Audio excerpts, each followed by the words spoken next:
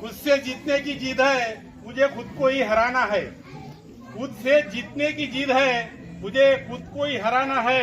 मैं भीड़ नहीं हूँ दुनिया की, मेरे अंदर एक जमाना है।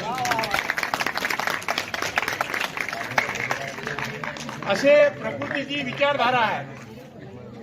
करतो की तिने आपल्या व्याख्यानाला सुरुवात करावी.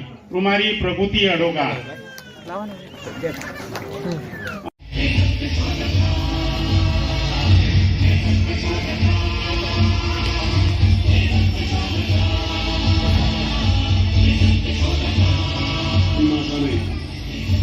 येणाऱ्या पिढ्यांचाच विचार करतो.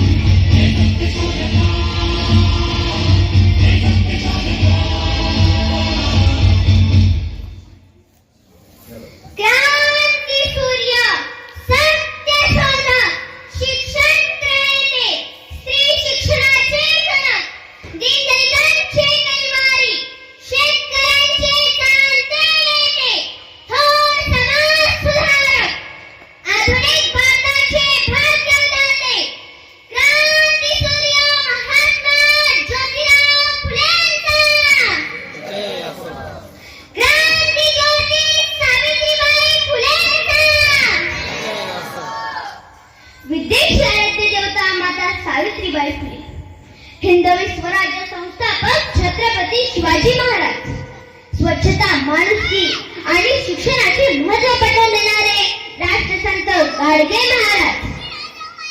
मनी नाही भाव म्हणे देवा मला पाव, मनी नाही भाव म्हणे देवा मला पाव. देव अशाने भेटायचा नाही रे, देव बाजारचा भाजीपाला नाही रे. अशा शब्दामध्ये प्रयत्नांचे महत्त्व पटवून देणारे राष्ट्रसंत तुकडोजी महाराज. विद्येविना मती गेली, मतीविना नीती गेली, नीतीविना गती गेली, गतीविना वित्त गेले, वित्तविना शूद्र खचले. इतके अनर्थ एका विद्येने केले, इतके अनर्थ एका विद्येने केले. अशा शब्दात शिक्षणाचे महत्त्व पटवून देणारे क्रांतीसूर्य महात्मा ज्योतिराव फुले. आरक्षणाचे जनक जाणता राजा श्री छत्रपती शाहू महाराज. राज्यघटनेचे शिल्पकार भारतरत्न डॉक्टर बाबासाहेब आंबेडकर. या सर्व महामानवांना माझे त्रिवार वंदन. सन्माननीय व्यासपीठावरील उपस्थित मान्यवर व कार्यक्रमाचे आयोजन करता सावित्री चॅरिटी ग्रुप व क्षत्रिय माळी समाज पंचमंडळ व कार्यक्रमाला उपस्थित असणाऱ्या समस्त गावकरी सर्वांना माझा सस्नेह नमस्कार. मी प्रकृती प्रिया सचिन अडोकार, इयत्ता 3री मध्ये शिकते. आज महात्मा फुले यांच्या जयंती निमित्ताने आपल्या समोर माझे मनोगत व्यक्त करण्यासाठी उभी आहे. एकदा काय झाले, एक सद्गृहस्थ आपल्या कामानिमित्त ज्या वाटेवरून जात होते त्याच वाटेवर त्यांना काही मुले ही खेळताना दिसायची. त्यातील एक मुलगा हा थोडा मोठा व समजदार वाटत होता. एकदा त्यांनी त्याला खेळताना पाहिल्यावर त्या मुलाचे नाव विचारले. त्यावर त्या मुलाने आपले नाव हे ज्ञाना सांगितले. ज्ञाना नावाचा मुलगा असूनही ज्ञानापासून वंचित आहे. शिक्षण हे त्याच्यापासून खूप दूर आहे. त्या विचाराने त्या सद्गृहस्थाने त्याला तू शिकणार का असे विचारले. मुलाने आनंदाने होकार दिला. तेव्हा त्याला शेजारच्या शाळेत दाखल करून त्याच्या शिक्षणाची सोय करून तो गृहस्थ आनंदाने आपल्या कामाला निघून गेला. त्या गृहस्थाचे नाव होते क्रांतीसूर्य महात्मा ज्योतिराव फुले. ज्यांच्यामुळे शिकली दीनदुबळ्यांची मुले, ज्यांच्यामुळे शिकली दीनदुबळ्यांची मुले, ते ज्ञानदाते भाग्यविधाते महात्मा ज्योतिराव फुले, महात्मा ज्योतिराव फुले. आपण असेच घडत जातो जसे आपले विचार आहेत. त्यामुळे आपण काय विचार करतो याकडे नेहमी लक्ष द्या. आणि याच कारणामुळे जोपर्यंत लोकांचे विचार सशक्त होत नाही, प्रगतीशील होत नाही, ज्ञानाने समृद्ध होत नाही, तोपर्यंत समाजाची प्रगती अशक्य आहे. हे जाणून ज्योतिबा फुलेंनी प्रथम समाजातील शोषित वर्गाला शिक्षण देण्याचा क्रांतिकारी ठाम निर्णय घेतला. ज्योतिरावांच्या या महान कार्यामध्ये त्यांना समर्थ साथ दिली ती क्रांती ज्योती सावित्रीबाई फुले यांनी. महात्मा फुलेंनी मुलींसाठी पहिली शाळा ही बुधवार पेठेतील भिडेवळात काढली. मात्र शिक्षक अथवा शिक्षिका मिळेना. विद्यार्थिनी उपलब्ध झाल्या मात्र एक समस्या संपली की दुसरी उद्भवून यायची. त्यामुळे ती शाळा बंद पडली. मात्र ज्योतिरावांनी हार मानली नाही. समाजातील अनेकांचा विरोध सहन करून त्यांनी आपले कार्य हे चालूच ठेवण्याचे ठरवले. त्यासाठी त्यांनी आपल्या धर्मपत्नीला शिक्षिका बनवण्याचे ठरवले आणि अशा प्रकारे आपल्या भारताच्या पहिल्या महिला शिक्षिका बनल्या त्या क्रांती ज्योती सावित्रीबाई फुले. काळ्या कोट्ट अंधारात ज्योत ज्ञानाची पेटवली. काळ्या कोट्ट अंधारात ज्योत ज्ञानाची पेटवली. शिकवणी सावित्री आणि तिच्या लेकींना. शिकवणी सावित्री आणि तिच्या लेकींना. शिक्षण गंगा तळागाळात पोहोचवली. शिक्षण गंगा तळागाळात पोहोचवली. सावित्रीबाईंनी आपले पती ज्योतिराव यांच्या कार्यामध्ये स्वतःला तन्मधनाने वाहून घेतले. ज्योतिरावांच्या पश्चातही त्यांचे कार्य हे चालू ठेवले ते शेवटच्या श्वासापर्यंत. बघा, या महाराष्ट्रामध्ये सावित्री आणि ज्योतिराव यांचे इतके महान रोटे आहे की शोधूनही सापडणार नाही. इतके महान कार्य या दोघांचे आहे. म्हणतात की एखाद्या वटवृक्षाखाली शक्यतो दुसरे झाड उगवत नाही. चुकून उगवले तर त्याची वाढ तुटते. कारण प्रचंड मोठ्या वटवृक्षाखाली त्याला पुरेसा सूर्यप्रकाश, हवा, पाणी उपलब्ध होत नसतो.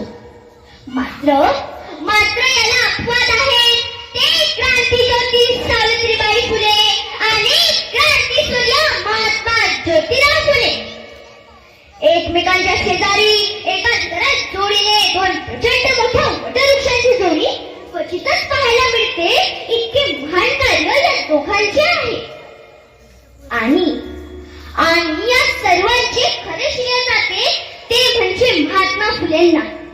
पुरुष प्रधान संस्कृतीतही त्यांनी आपल्या पत्नीच्या विचारांचा, कार्याचा नेहमीच सन्मान केला व त्यांच्या विचारांना, कृतीला नेहमीच समर्थ साथ दिली. म्हणून ते खरे महात्मा. ज्यांनी स्त्री शिक्षणाची, स्त्रियांच्या सन्मानाची आणि सामाजिक कार्यातील स्त्रियांच्या समान वाट्याची सुरुवात स्वतःच्या घरापासून केली. उन्हाळ्याचे दिवस होते. रखरखत्या उन्हात सूर्य आग उगत होता. त्यामुळे सर्वत्र पाण्याची कमतरता होती. अशातच अनेक ठिकाणची गावाबाहेरील नैसर्गिक पाण्याचे झरे हे आटलेले होते. ती दलितांना पिण्याच्या पाण्यासाठी वणवण फिरावे लागत होते. या उलट ज्यांच्या विहिरीला पाणी होते ते आपल्या गाय म्हशींना सुद्धा यथेच्छ पाण्याने आंघोळ घालण्यात मग्न होते. अशा प्रकारचे चित्र गावागावात पाहायला मिळत होते.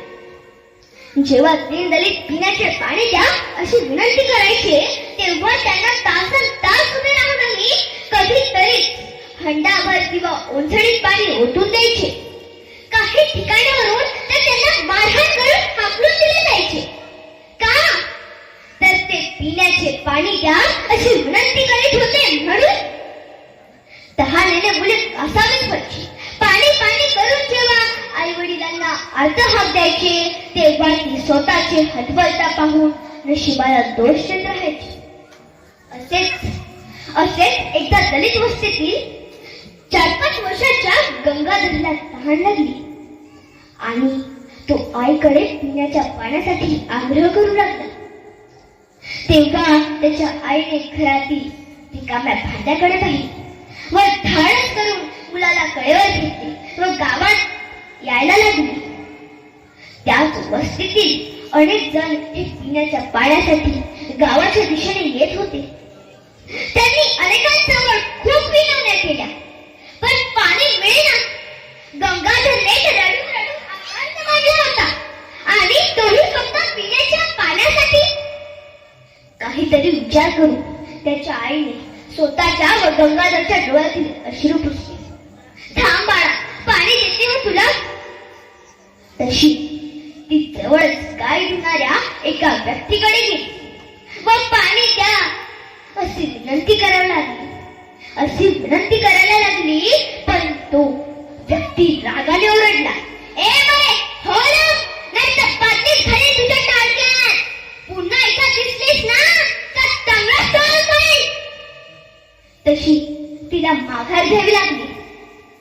जाता जाता जवळच जाणाऱ्या एका गटारीकडे तिने पाहिले व त्यातीलच पाणी ती आपल्या हाताने आपल्या मुलाला पाजू लागली.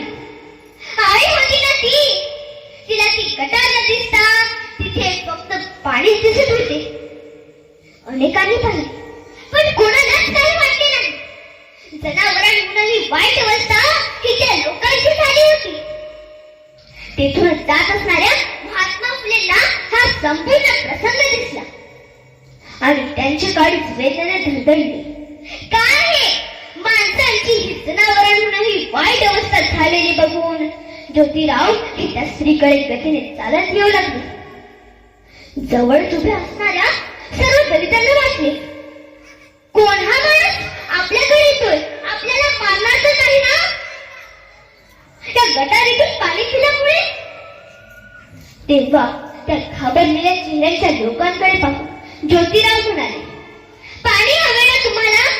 या माझ्या मागे, मी देतो तुम्हाला पाणी. तसे सर्वांना विश्वास बसेना. आपण जे ऐकलं ते खरे ना की भ्रम झाला? कोण हा माणूस आपल्याला पाणी देतो असं म्हणतोय? कोणीच जागचे हल्ले नाही. ज्योतिराव पुन्हा त्या लोकांना म्हणाले, घाबरू नका, मी तुम्हाला पिण्यासाठी पाणी देणार आहे, तेही पोटभर. या माझ्या मागे, या माझ्या सोबत. तेव्हा सर्वांनाच पाणी पाहिजे होते आणि उष्ण अवसान आणून ते घाबरतच ज्योतिरावांच्या मागे जाऊ लागले. ज्योतिराव स्वतःच्या घरात गेले व दीनदलित हे पिण्याची वाट पाहत बाहेर थांबले. ज्योतिरावांनी जेव्हा त्यांना बाहेर उभे असलेले पाहिल्यावर ज्योतिराव म्हणाले, बाहेर का उभे आहात? या ना घरात. तेव्हा कोणीच घरात जायची हिंमत केली नाही. त्यातीलच एक माणूस हा म्हणाला, नाहीची, आम्ही इथंच थांबतो मालक, तुम्ही पाणी देता ना? तेव्हा शेवटी ज्योतिरावांनी हाताला धरून त्यांना आग्रहाने घरात घेतले व प्रथम सर्वांना हंडाभर पाणी पिण्यासाठी दिले. सर्वांचा आत्मा तहानेने तृप्त झाला. आज आम्हाला देवाचे दर्शन झाले असे सर्वांना वाटू लागले. काय हा महात्मा माणूस आहे हो? काय हा महात्मा माणूस आहे हो? ज्योतिराव सर्वांना उद्देश म्हणाले, तुम्हाला जेवढे पाणी हवे तेवढे या हौदातील घेऊन जाऊ शकता. कोणालाच कधी विचारायची गरज नाही. ज्योतिरावांच्या या प्रेमळ वागणुकीने व मनाच्या मोठेपणाने सर्वांच्या डोळ्यात आनंद अश्रू उघडले. काहींनी तर त्यांचे पाय धरायचा सुद्धा प्रयत्न केला. खरंच माणसांमध्ये देव बघणारे ज्योतिराव हे आज त्या दलितांना देवासारखे दिसत होते. तहानलेल्यांचा ज्यांनी तृप्त केला आत्मा, म्हणून नाव त्यांचे पडले महात्मा,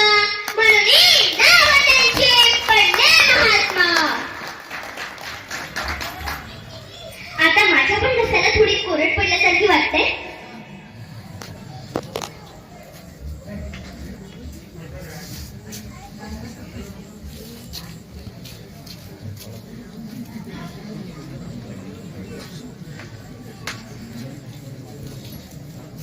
आता कसं तृप्त झाल्यासारखं वाटतंय. जल हे जेवण आहे, जल हे जीवन आहे असे म्हणतात ना, ते खोटे नाही. म्हणून सर्वांनाच एक विनंती आहे की पाण्याचा वापर हा जपून करावा. जे देता येईल ते द्यायचे. कोणाला मदतीचा हात, कोणाला साथ, कोणाला सोबत, कोणाला आधार, कोणाला माया, कोणाला प्रेम दान करण्यास संतुष्टता अनुभवी जाणं महत्वाचं. अशा प्रकारचे विचार हे ज्योतिरावांचे होते. खर तर आडनावाने ते गोरे होते. ते पेशव्यांच्या दरबारात फुले देण्याचे काम करायचे. गोरे आले का असे म्हणता म्हणता लोक फुले आले का असे म्हणायला लागले आणि कालांतराने त्यांचे नाव हे फुले झाले. गोविंदराव आणि चिन्नाबाई यांच्या पोटी जन्माला 11 एप्रिल 1827 ला सातारा जिल्ह्यातील कडगुण येथे महात्मा फुलेंचा जन्म झाला.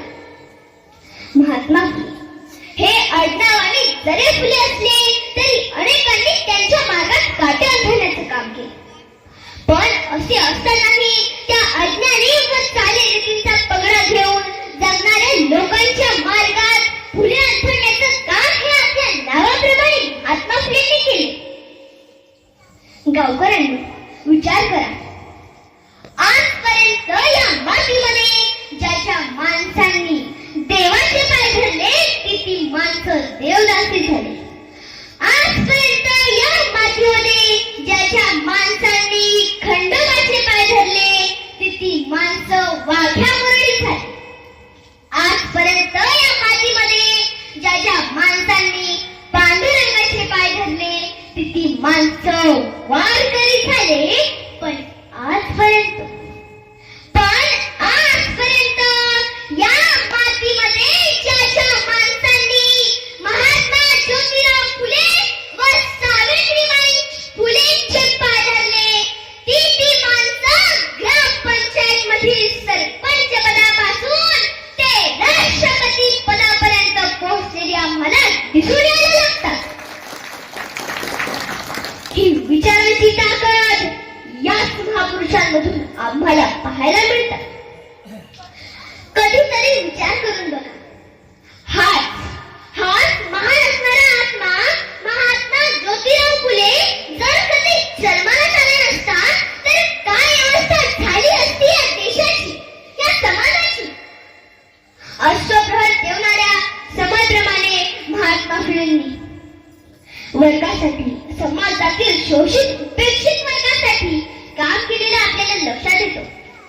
कारण आपल्या एकूणच हयातीमध्ये शेपटीने अंगावर बसलेल्या माशा हाकलत चिखलात डबकल मारून रवात करीत बसलेल्या चातुर्वर्ण व्यवस्थेच्या काळ्या मुशीला महात्मा फुलेंनी जर सत्यशोधकाचा आसूड हाणत उठवलं नसतं तर आज आपण सहजासहजी डॉक्टर, इंजिनियर, वकील, कलेक्टर झालो नसतो. आलिशान बंगल्यात फिरू सुद्धा शकलो नसतो. ते शक्य झालं ते फक्त महात्मा फुलेंमुळेच.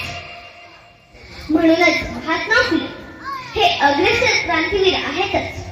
शिवाय रूढी परंपरेच्या अश्वमेधाच्या चौकुराखाली भरडल्या जाणाऱ्या 18 पगार समाज समुदायाला समता, ममता आणि मानवतेचा त्रिगुणी डोस पाजत बहुजन समाजाला मुख्य प्रवाहात आणणारे ते अग्रणी शिल्पकार आहेत. महात्मा फुलेंचे काम हे तुम्ही लक्षात घ्या. शिवाजी महाराज उभ्या जगाचे दैवत आहे. पण शिवाजी महाराजांच्या इतिहासाला हा महाराष्ट्र विसरलेला होता.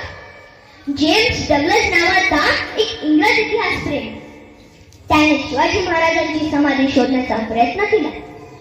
त्याला ती समाधी सापडली नाही. त्याने टाइम्स ऑफ इंडियामध्ये लेख लिहून त्याबद्दल खंत व्यक्त केली. ही गोष्ट महात्मा फुलेंना कळली आणि बहुजन समाजातल्या काही कार्यकर्त्यांना घेऊन काट्याकुट्यामध्ये असणारी शिवाजी महाराजांची समाधी ही महात्मा फुलेंनी शोधून काढली.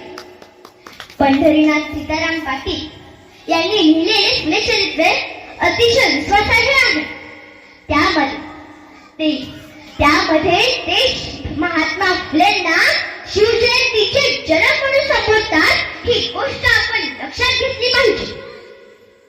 महात्मा फुले बिल्डर होते. पुन्हा कमर्शियल कन्स्ट्रक्शन नावाची कंपनी ही महात्मा फुलेंनी स्थापन केली. त्यात कातरच्या बोगद्याचं काम, खडकवासला धरणाचं काम हे महात्मा फुलेंच्या कंपनीने केले. मुंबईचे CST रेल्वे स्टेशन, मुंबईच्या आताच्या महानगरपालिकेच्या प्रत्यक्ष इमारतीचे काम, कन्स्ट्रक्शनचे काम हे महात्मा फुलेंच्या कंपनीने केले आणि त्यात कुठल्याही प्रकारचा भ्रष्टाचार केला नाही. इतके महान आदर्श हे महात्मा फुलेंचे होते. आणि मित्रांनो,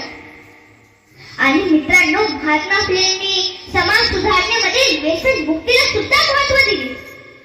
1876 ते 1882 पर्यंत महात्मा फुले हे पुणे नगरपालिकेचे नगरसेवक होते आणि नगरसेवक असताना महात्मा फुलेंनी लोकांची अनेक कामे केली.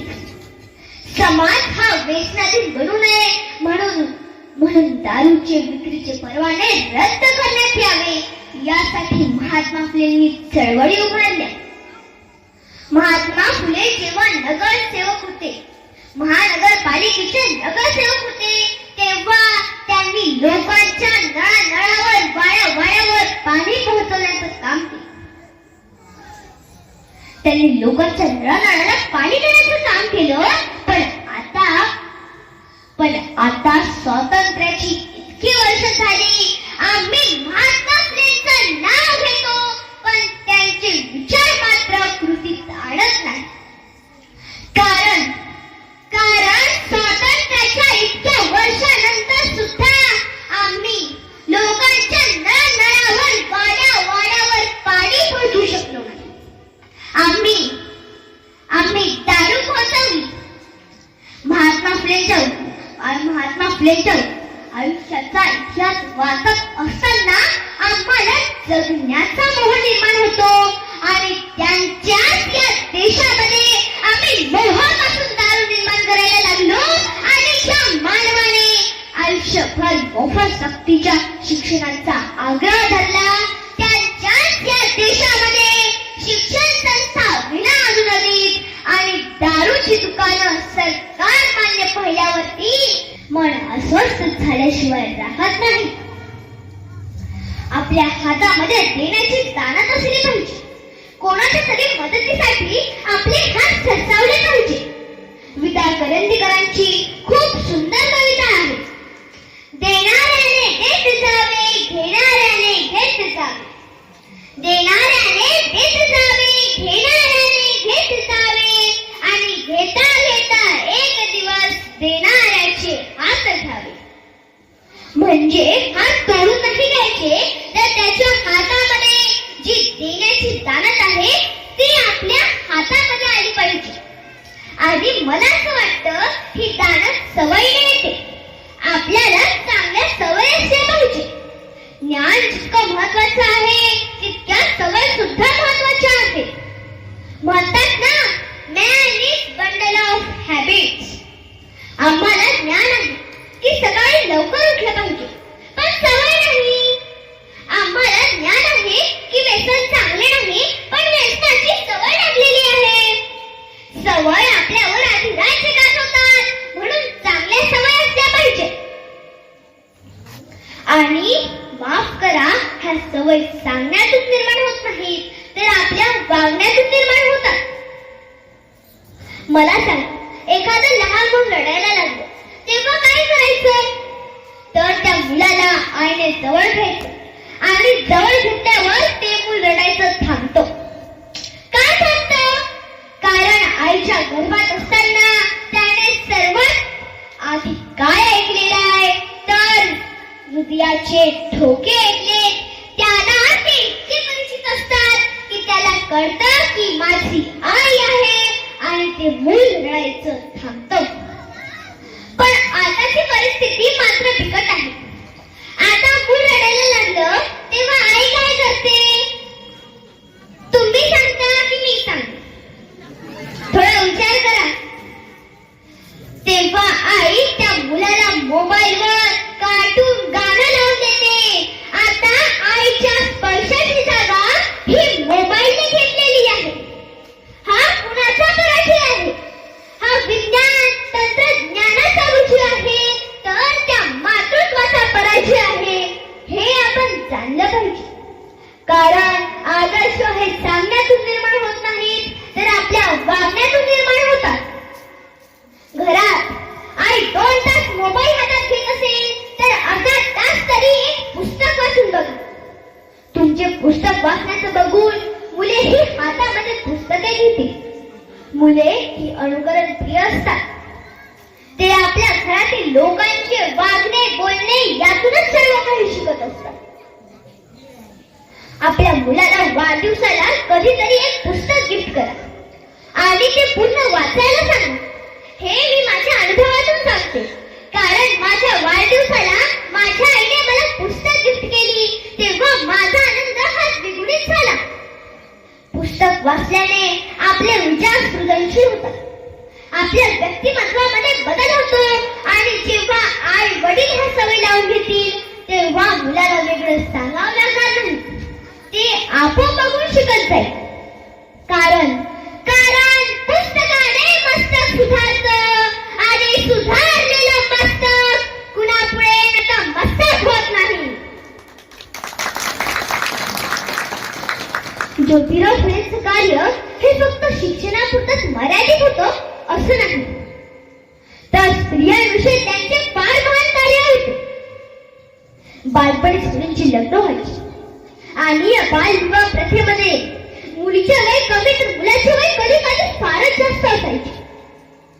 आणि जर यदा कदाचित आजारामुळे, म्हातारपणामुळे व इतर कारणांमुळे जर तो नवरा मरण पावला तर त्या मुलीला सती जावं लागायचं. तिला जगण्यात काही अधिकार नव्हता. अशी अनिष्ट सती प्रथा ही त्यावेळेला प्रचलित होती. सती प्रथेमध्ये तिला सरणावरती नेलं जायचं आणि नाईलाजाने इथल्या धर्माच्या दबावापुढे तिला सती जावं लागायचं. सती प्रथेमध्ये तिला सरणावरती नेलं जायचं. तिच्या आजूबाजूला मोठमोठ्याने ढोल वाजवले जायचे. ती हंबरडा फोडून रडायची, पण तिचा आवाज येऊ नये म्हणून तिच्या आजूबाजूला ढोल वाजवले जायचे. तिला सरणावरती ढकलून दिलं जायचं. कधी कधी असे घडायचे, काही मुली चटके लागल्यावर त्या सरणातून बाहेर यायच्या, तेव्हा त्यांना मारून मारून पुन्हा त्या सरणावरती बसवले जायचे. अशा तऱ्हेने एक प्रकारे सती जाण्याच्या नावावर त्यांना जिवंत जाळून त्यांची हत्या केली जायची. आणि ज्या स्त्रिया ह्या सती प्रथेमधून वाचल्या त्यांचे केशवपण केले जायचे. त्यांना कुठल्याही रंगाचे कपडे घालायची बंदी होती. पंचपक्वान्न गोड खाण्यास बंदी होती. झोपायला एका साध्या चटईवर झोपावे लागायचे, म्हणजे स्त्रियांचे जगणे हे मुश्किल झाले होते असा तो काळ होता. यावरून आपल्याला लक्षात येतं की स्त्रियांचे जगणे आणि मरणे हे पुरुषांवरच अवलंबून होते. जरा विचार करा, ही सती प्रथा आज असती तर किती उपकार आहेत आपल्यावर सावित्रीबाई व ज्योतिराव फुलेंचे. आज आपल्या वाट्याला जे माणसासारखं जगणं आलं ना, ते फक्त या दाम्पत्यांमुळेच. आज जे आपण पुरुषाच्या खांद्याला खांदा लावून म्हणताय ना, ते फक्त सावित्रीबाई फुले आणि ज्योतिराव फुलेंमुळेच. ही सती प्रथा केशवपण यासारख्या अनिष्ट प्रथेविरुद्ध आवाज उठवण्याचं काम हे महात्मा फुलेंनी केले. त्यांनी बाल हत्या प्रतिबंधक गृह स्थापन केले, बाल संगोपन गृहाची स्थापना केली. एक विधवा महिला काशीबाई अत्याचारामुळे गर्भवती राहिली आणि विधवा महिला काशीबाई अत्याचारामुळे गर्भवती राहिली आणि आत्महत्या करायला निघाली. तेव्हा तिला थांबवून ज्योतिरावांनी आश्रय दिला. तिचे बाळपण केले आणि बाळपण करूनच थांबले नाही, तर तिचा मुलगा दत्तक घेतला, त्याला डॉक्टर बनवले. पुढे जाऊन हाच यशवंत प्लेगच्या साथीच्या वेळी सावित्रीबाईंसोबत निस्वार्थपणे रुग्णांची सेवा करतो. बघा, ज्योतिराव आणि सावित्रीबाईंना स्वतःचे एक मूल नसताना ते कित्येक मुलांचे आई वडील झाले. त्यांनी हजारो मुलांना आश्रय दिला.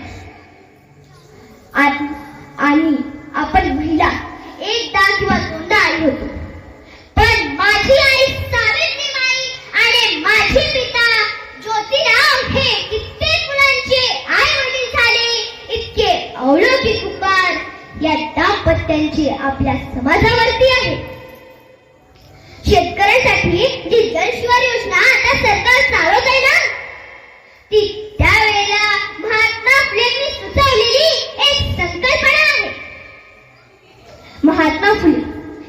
शेतकऱ्यांसाठी काय सांगतात की जो गावामध्ये चांगली शेती पिकवेल त्याचा सत्कार करा, त्याला पुरस्कार द्या, जेणेकरून बाकीच्या शेतकऱ्यांचे काम करण्याचे बळ वाढेल, त्यांच्यात उत्साह निर्माण होईल. आणि एवढेच नाही तर त्या शेतकऱ्याला परदेशात पाठवा. त्या ठिकाणची लोक ही कशी शेती करतात हे आपल्याही लोकांना समजलं पाहिजे. ते सुधारित बी बियाणं आपल्याही भूमीत रुजलं पाहिजे. ही भूमिका महात्मा फुलेंची होती.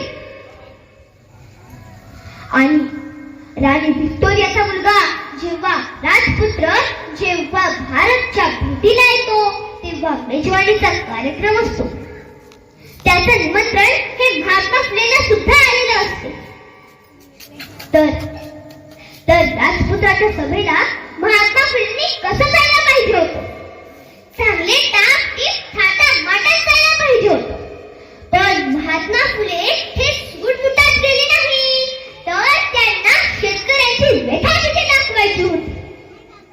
त्यासाठी डोक्यावरती फाटलेला फेटा गुंडाळला, अंगातला सदरा तोही फाटलेला, धोतर तेही गुडघ्यापर्यंत, आणि कमरेला विळा खोचलेला, आणि पायात चप्पल तीही साडीच्या चिंधीने बांधलेली.